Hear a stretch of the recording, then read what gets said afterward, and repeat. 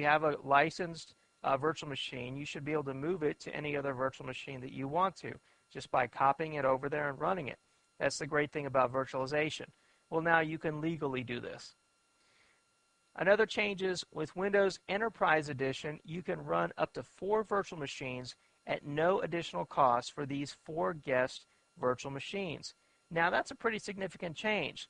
That's a big dollar savings when it comes to licensing of your guest operating systems. So if you can run 4 guest operating systems at no additional cost, you just saved 4 times whatever the cost for those guest operating systems are. So that's a great deal. However, Windows Enterprise Edition has no small price tag. It costs thousands of dollars depending on the number of processors and how it's licensed.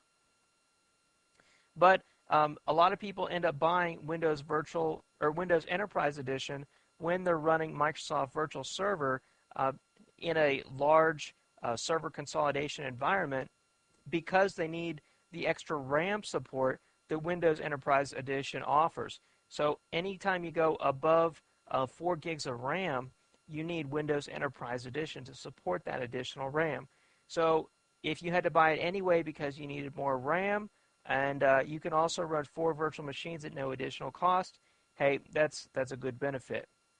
Another new change is that with Windows Data Center Longhorn Server, which is coming soon, you can run unlimited instances of Virtual Server at no additional cost. So unlimited instances, that's a pretty nice feature as well. Now, if you're looking for more information on Virtual Server licensing and you have some time on your hands, you can go read these different white papers and licensing downloads about Virtual Server licensing. Licensing, as with any sort of legal documents, there's a lot to it. There's a lot of reading involved and a lot of technical jargon.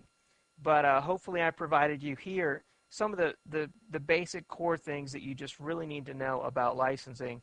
And if you just stick by these basic rules here, you'll be fine. And again, the biggest thing is that you have to have a host license for each of the host operating systems and each of the guest operating systems. If you know that and you're just running standard Microsoft Windows 2003 Server as the host and you're running Virtual Server, you're good to go. That's all you need to know.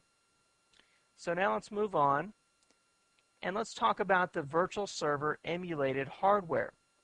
So you install Virtual Server on your host operating system. You install an operating system, say it's Windows XP